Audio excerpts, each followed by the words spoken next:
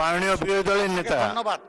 সন্ধ্যায় সংসদে প্রশ্নোত্তর পর্ব শেষে পয়েন্ট অব অর্ডারে বক্তব্য দিতে দাঁড়ান বিরোধী দলীয় নেতা শফিকুর রহমান। প্রতিকার চেয়েছিলাম, এই বিষয়টা কোনো দলের সাথে সম্পর্কিত না।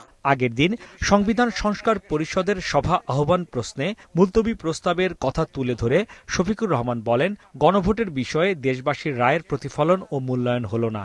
বিরোধী দলের আসনে বসে এই অবমূল্যায়ন মেনে নেওয়া সম্ভব না। এর প্রতিবাদেই ওয়াকআউট করছেন তারা। যে বিষয়টা নির্বাচনের আগে সরকারি দল বিরোধী দল সবাই একমত হয়েছিলাম, এর সপক্ষে কথাও বলেছি, ক্যাম্পেইন করেছি।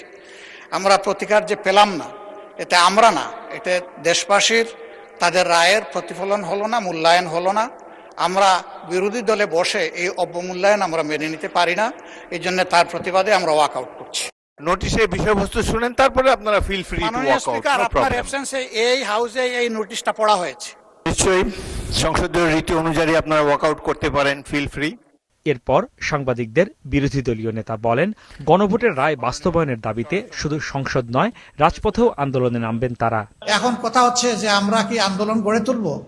নিঃসন্দেহে আন্দোলন ছাড়া আমাদের করার আর পথ কি আছে? আন্দোলন আমরা করব, জনগণকে সাথে নিয়েই করব। বিরোধী দলের ওয়াকআউট প্রসঙ্গে স্বরাষ্ট্রমন্ত্রী সংসদে ফ্লোর নিয়ে বলেন, ওয়াকআউট সংসদীয় সংস্কৃতির অংশ, তবে সমস্যার সমাধান আলোচনা ছাড়া সম্ভব নয়। আমরা কোনো মুলতবি প্রস্তাব এখানে রিড আউট করি নাই মাননীয় স্পিকার। উনি যেটা বলেছেন সেটা অসত্য বলেছেন। যেটা মুলতবি প্রস্তাব আমিও শুনেছি আজকে একজন বেসরকারি সদস্য উত্থাপন করতে পারেন, সেটা আপনাকে বিবেচনা করতে হবে, যেহেতু একই বিষয়ে আপনি বিরোধী দলের মাননীয় নেতার একই রকম মুলতবি প্রস্তাব আপনি গ্রহণ করেছেন। এটা প্রেসিডেন্ট হিসেবে as a matter of right বেসরকারি সদস্য সেটা ক্লেম করতে পারে। বিকেলে শুরু হওয়া অধিবেশন চলে রাত ৮টা পর্যন্ত। অধিবেশনে সংসদ সদস্যদের বিভিন্ন প্রশ্নের উত্তর দেন মন্ত্রী প্রতিমন্ত্রীরা।